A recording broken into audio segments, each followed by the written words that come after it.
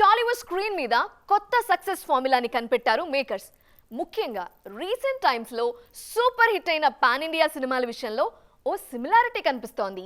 ఆ సిమిలారిటీనే cinema సక్సెస్లో key role play చేస్తోంది. ఇంతకీ ఏంటా సిమిలారిటీ? Watch it. 2024లో పెద్దగా అంచనాలు లేకుండా ఆడియన్స్ ముందుకొచ్చి బిగ్ సక్సెస్ సాధించిన సినిమా కా. కిరణ్ అబ్బవరం స్వయంగా నిర్మించి నటించిన ఈ సినిమా ముందు రీజనల్ గానే రిలీజ్ అయింది. కానీ ఆ తరువాత అదర్ లాంగ్వేజెస్ లో కూడా భారీ రిలీజ్ చేశారు. ఈ మూవీ సక్సెస్ లో జాతర సీక్వెన్స్ కీ రోల్ ప్లే చేసింది. ఆ సీక్వెన్స్ లో వచ్చే పాట కూడా మంచి హిట్ అయింది. ఎన్టీఆర్ హీరోగా తెరకెక్కిన దేవర సినిమాలో కూడా ఒక జాతర ఎపిసోడ్ ఉంది. ఈ లెంతీ ఎపిసోడ్ లో ఓ పాటతో పాటు ఫైట్ ని కూడా ప్లాన్ చేశారు మేకర్స్.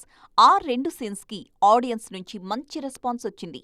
దేవర సక్సెస్ లో జాతర బ్యాక్ డ్రాప్ లో వచ్చే ఆయుధ పూజ సాంగ్ కీ రోల్ ప్లే చేసింది. ఇక ఈ ఏడాది బాక్స్ ఆఫీస్ ని షేక్ చేసిన పుష్ప 2లోనూ జాతర ఎపిసోడ్ కి చాలా ఇంపార్టెన్స్ ఉంది.